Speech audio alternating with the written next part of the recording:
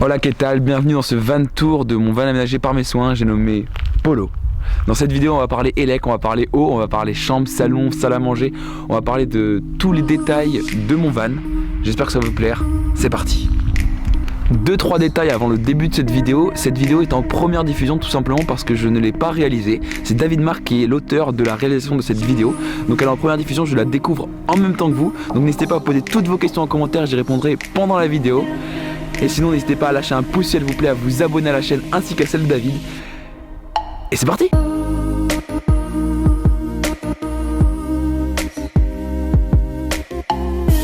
Commençons par le commencement. Polo est un crafter 2 litres 136 chevaux de 2014.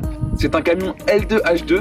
Ses dimensions exactes sont 1m90 sur 6m20 et 2m65 en hauteur. Comme vous pouvez le voir, Polo a l'air d'un fourgon de livraison. Tout simplement parce que j'avais envie qu'il ressemble à un fourgon de livraison. On est beaucoup plus tranquille en ville et même ailleurs quand on ressemble à un fourgon plutôt qu'à un camping-car. Donc voilà, bienvenue chez moi, bienvenue dans la pièce principale de Polo, la seule pièce en fait qui fait office de chambre, salle à manger, cuisine, lieu de repos, lieu de lecture, etc. Je fais tout ici, tout simplement parce que c'est la seule pièce de Polo. On commence par l'aspect cuisine. Donc l'aspect cuisine, vous le voyez juste là, est composé tout simplement d'un évier qui est relié à 2 cuves, une d'eau propre de 90 litres, une d'eau grise de 36 litres. Et ensuite relié à cet évier qui me fait donc office d'évier pour faire la vaisselle, remplir l'eau, etc. Un évier, mais aussi de douche extérieure via ces flexibles qui peut s'étendre jusque là. Voilà, tout simplement. Donc dans cette configuration d'eau, je n'ai que l'eau froide, je n'ai pas installé de chauffe-eau. Pour l'instant, ça viendra peut-être dans un deuxième temps, mais pour l'instant, je n'ai pas installé. Ensuite, dans la cuisine, en termes d'électroménager, on a le petit frigo à compression, qui est un frigo en fait de maison, qui fait 100 litres, qui me permet de stocker vraiment beaucoup d'affaires. J'ai également les plaques de cuisson électriques que je peux utiliser en été sans problème et en hiver quand je suis branché. Pour compléter cela, j'ai un petit réchaud camping gaz pour cuisiner à l'intérieur en hiver, mais aussi et surtout pour cuisiner à l'extérieur en été, c'est très pratique. Et j'ai aussi une vanne ici pour le remplissage, pareil dans les endroits adaptés.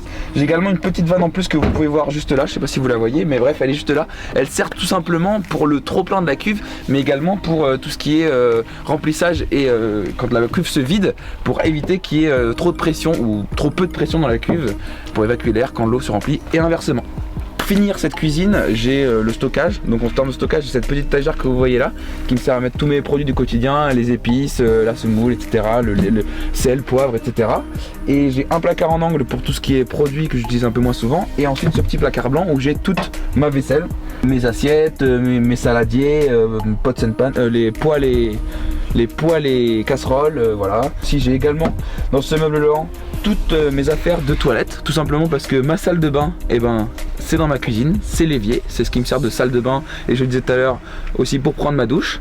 Donc nous voilà maintenant dans la configuration salon et salle à manger. Donc comme vous pouvez le voir, il y a 3 voire 4 places assises, une ici, une là, une autre là et une potentiellement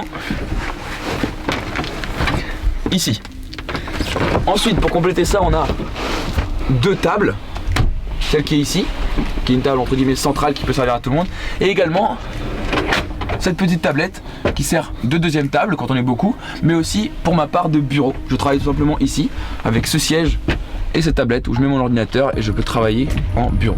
Un aspect important également du salon, mais qui se réfère plus à la cuisine qu'on l'a vu tout à l'heure, c'est les poubelles qui sont ici. Donc la poubelle d'ordures ménagères et celle de tri qui sont dans ce tiroir et qui se rangent ici. Au-dessus de la poubelle, on a une petite tablette qui permet de poser 2-3 affaires. Passons à la partie où je passe le plus clair de mon temps, le lit, la chambre. Donc c'est un lit en hauteur qui est fixe, que je voulais absolument fixe parce que j'avais pas envie de devoir le défaire tous les jours. Il mesure 140 cm de largeur et 175 de longueur.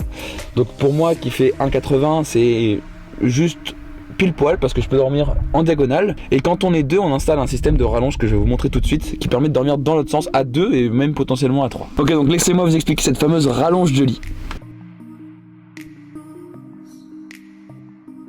Je viens placer ça ici et ensuite on peut s'allonger dans ce sens là, tout simplement. Pour ce qui est de la seule pièce de polo, il nous reste à parler du stockage. Donc en termes de stockage, j'en ai plusieurs et variés. Donc j'ai ce premier stockage qui est ici, qui contient tous mes vêtements. Donc j'ai vraiment tous mes vêtements qui sont là-dedans, sans distinction aucune. Il y a vraiment beaucoup d'espace et c'est très pratique. J'ai tout ce qui est sport, tout ce qui est affaires de ville, etc. J'ai les draps, les serviettes, pareil, tout est là. Ensuite, en termes de stockage, j'ai les trois casiers qui sont juste ici. Donc dans ces trois casiers, j'ai diverses choses rangées en fonction des saisons, souvent. Dans ce casier central, j'ai toutes mes affaires de vidéo, de tournage, etc. Donc avec mon sac appareil photo et toutes mes caméras, mon drone, etc. qui sont là-dedans.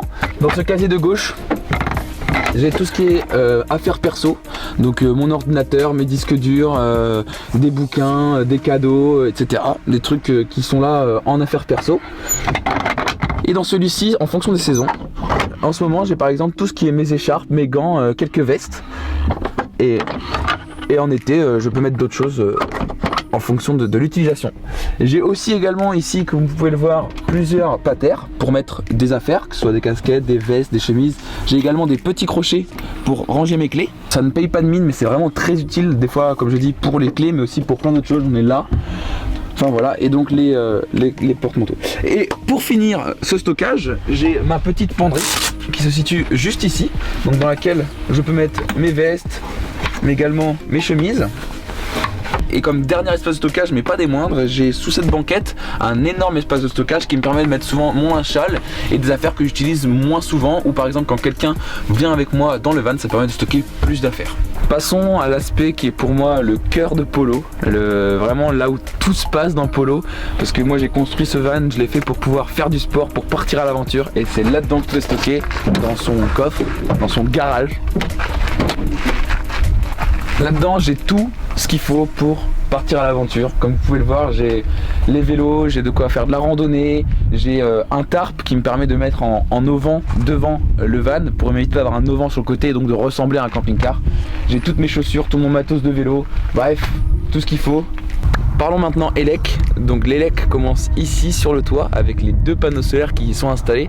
Donc c'est deux panneaux solaires de 275 watts, ce qui fait un total de 550 watts possible. Donc ces deux panneaux solaires sont reliés à l'onduleur qui est en dessous, qui gère la production et qui permet de le redispatcher soit dans les batteries, soit directement dans le circuit électrique que j'ai installé dans Polo. Donc dans Polo j'ai pratiquement une dizaine de prises, une dizaine de lumières, et j'ai également, comme je disais tout à l'heure, le frigo et les plaques électriques. Pour finir l'aspect technique du côté électrique, je vous présente mon onduleur hybride. L'avantage d'un onduleur hybride, c'est que tout simplement je peux y relier mes batteries, donc mes deux batteries de 150 ampères heure à l'onduleur, mais également mes deux panneaux solaires dont je vous parlais juste avant, et je peux également brancher une prise 220 volts pour être directement branché au courant, et tout cela redispatche dans le circuit électrique du camion. Ça permet vraiment d'être disponible en termes d'électricité sur plusieurs niveaux, et l'onduleur fait tout seul, il calcule tout seul en permanence s'il faut directement aller sur le courant électrique ou s'il vaut mieux aller dans les batteries, et donc c'est vraiment un outil très pratique. J'ai couplé ça au disjoncteur par principe de précaution tout simplement. Chaque prise et chaque lumière sont équipées de disjoncteurs en cas de surtension tout simplement. Pour finir l'aspect technique, parlons aération. Donc en termes d'aération, j'ai un lanterneau qui est juste ici, que je peux ouvrir, qui fait 30 par 40 cm. Et j'ai également deux grilles d'aération, une ici au niveau de la cuisine basse, au niveau de la porte, et une au niveau de la porte arrière. Tout ça pour pouvoir faire un flux d'aération dans le camion. Et voilà, c'est la fin de ce van tour. J'ai essayé d'être le plus exhaustif possible pour pas passer trop de temps sur cette vidéo, mais si vous avez d'autres interrogations au sujet de la construction et l'aménagement de ce van, la playlist Visite mon van, qui a je ne sais plus combien d'épisodes mais un bon paquet, est dans la description. Elle retrace l'évolution de la construction et de l'aménagement de Polo. N'hésitez pas à y jeter un coup d'œil, il y a beaucoup de choses dans ces vidéos, mais vous pouvez également me poser toutes vos questions en commentaire. J'essaie d'y répondre au maximum. Je ferai sûrement une FAQ très prochainement pour y répondre encore plus en détail. En attendant, je vous dis à très bientôt et que les vaya bien. C'est bon, ouais, l'onduleur.